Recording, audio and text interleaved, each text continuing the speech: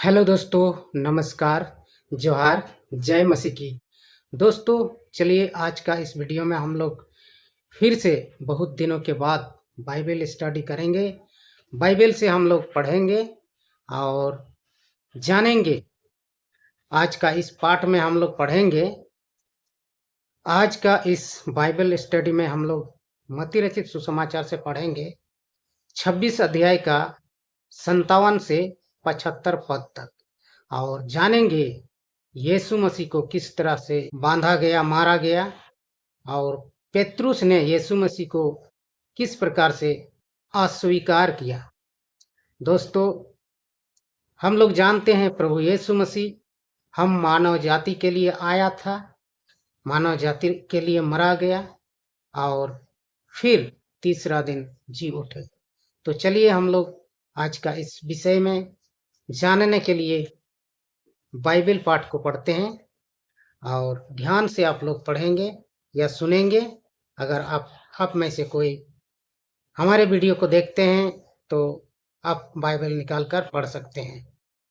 जिन्होंने ईसा को गिरफ्तार कर लिया था वे उन्हें प्रधान याजक कैफस के यहाँ ले गए, जहाँ शास्त्री और नेता इकट्ठे हो गए थे। दोस्तों, जब ईसा मसीह का गिरफ्तारी हुआ तो उन्होंने क्या क्या गिरफ्तार करके उसको कहाँ ले गया? कैफस राजा के पास उसको ले गया। पेतरुस कुछ दूरी पर ईसा के पीछे पीछे चला। पेतरुस जो यीशु मसीह का चेला था, वो भी पीछे पीछे उनके पीछे पीछे चला। वह प्रधान याजक के महल तक पहुंचकर अंदर गया और परिणाम देखने के लिए नौकरों के साथ बैठ गया। दोस्तों, पेतरुस हिम्मत करके घुसा उस महल में, जहाँ कैफस का महल था, अंदर तक गया और नौकर चाकर जो थे उनके साथ में यीशु मसीह को क्या करेंगे उसको देखने के लिए नौकरों के साथ वह क्या किया? उस महल में बैठ गया।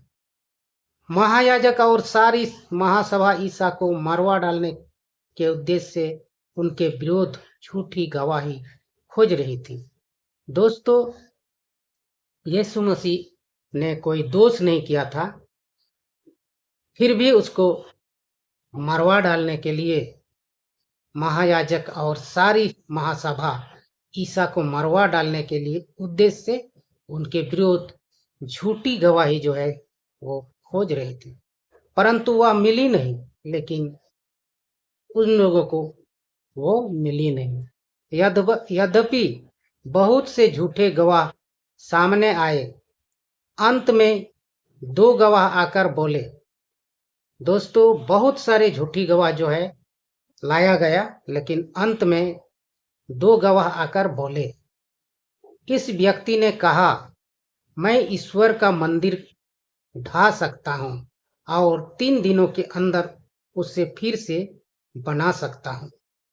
तो वो 2 गवाह बोले कि इस आदमी ने कहा कि मैं ईश्वर का मंदिर को ढा सकता हूँ और 3 दिन के अंदर मैं उसको बना भी सकता हूँ और 3 दिनों के अंदर उससे फिर से बना सकता हूँ। इस पर प्रधान याजक ने खड़े होकर ईसा से कहा। तो दोस्तों, जब ये गवाह बोले तो प्रधान याजक ने खड़े होकर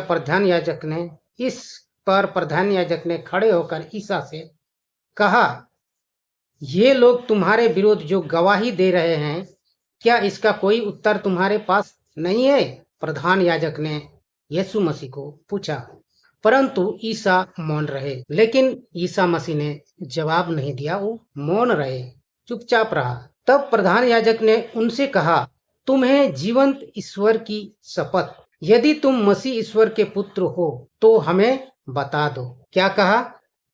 प्रधान याजक ने यीशु मसीह को कहा, यदि तुम ईश्वर की शपथ खाकर यदि तुम मसीह ईश्वर के पुत्र हो तो हमें बता दो।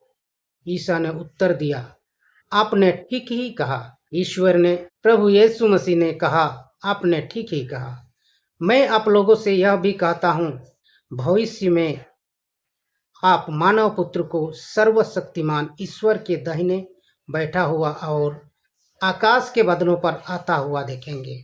यीशु मसीह ने ये भी बात कहे कि भविष्य में आप मानव पुत्र को सर्वशक्तिमान ईश्वर के दाहिने और क्या बैठे हुआ और आकाश के बादलों पर आता हुआ देखेंगे। इस पर प्रधान याजक ने अपने वस्त्र फाड़ कर कहा। इस पर क्या किया? प्रधान याजक ने अपना वस्त्र को फाड़ डाला और कहा, इसने ईसा इस निंदा की है, इसने इस निंदा की है, तो अब हमें गवाहों की जरूरत ही क्या है?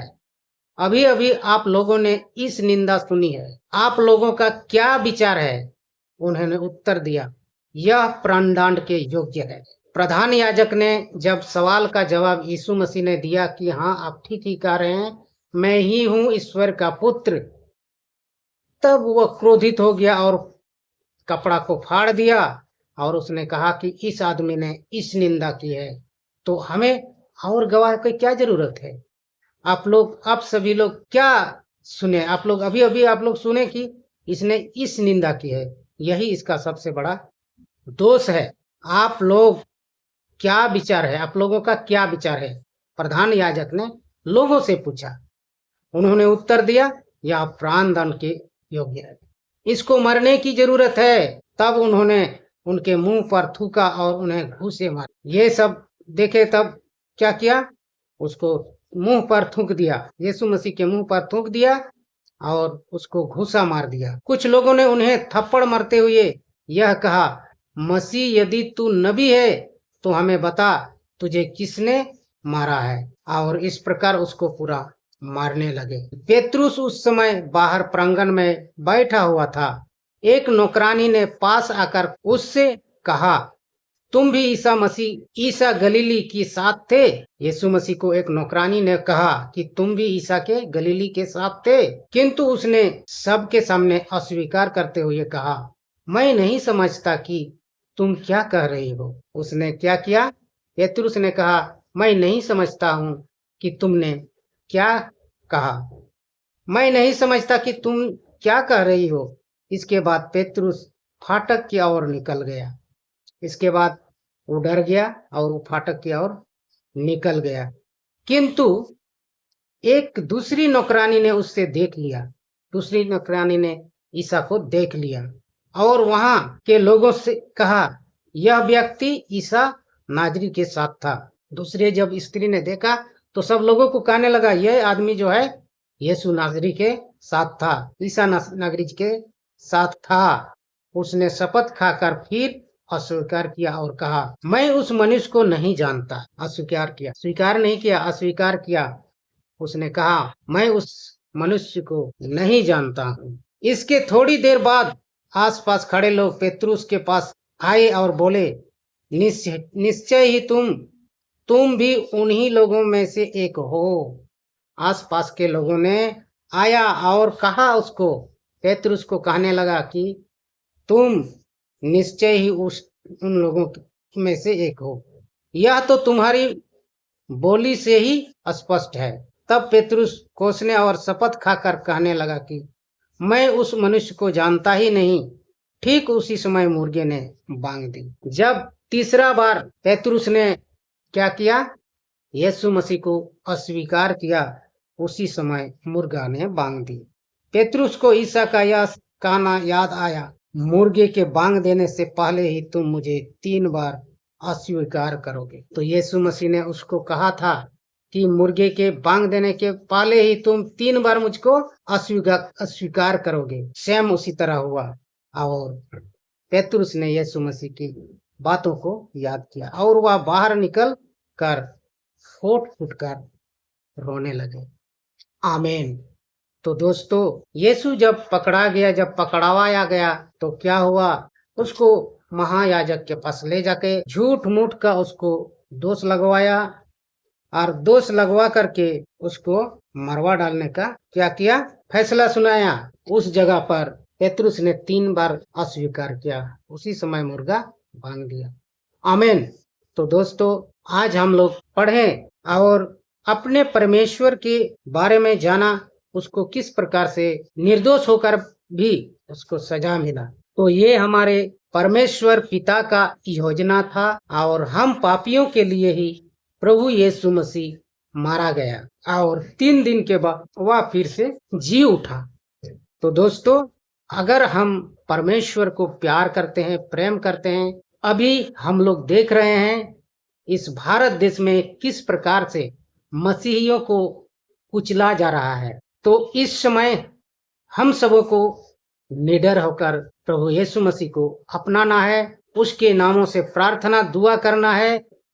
हम सबों को डरना नहीं है। जिस प्रकार पेतरुस ने उस समय अस्वीकार किया था, डर के मारे हम लोग को इस युग में अस्वीकार नहीं करना है। हम लोगों को दुआ करना है ताकि वो बदमाश लोग, वो बजरंग दल के लोग हमें न सता सके। प्रभु का अनुग्रह हमारे साथ है, प्रभु का आशीष हमारे साथ है और हम सब एकजुट होकर के परमेश्वर की आराधना करेंगे तो कुछ ही दिनों में ये सब शांत हो जाएगा और परमेश्वर फिर से हमारे बीच में आने वाले हैं और वो दिन ज्यादा दूर नहीं है, अभी न बहुत ही नजदीक आ चुका है। परमेश्वर पिता प्रभु यीशु मसीह ने पहले ही कहा है कि जब मैं आने का सूचना दूंगा तो आप लोग ये सब प्रक्रिया देखेंगे और वही सब होने लगा है। यीशु को मानने वाले लोग को पूरा परेशान किया जा रहा है। तो दोस्तों, आज का इस वीडियो में इतना ही। फिर मिलते हैं हम लोग नेक्स्ट वीडियो में। तब तक के लिए हमारी ओर से सबको नमस्कार।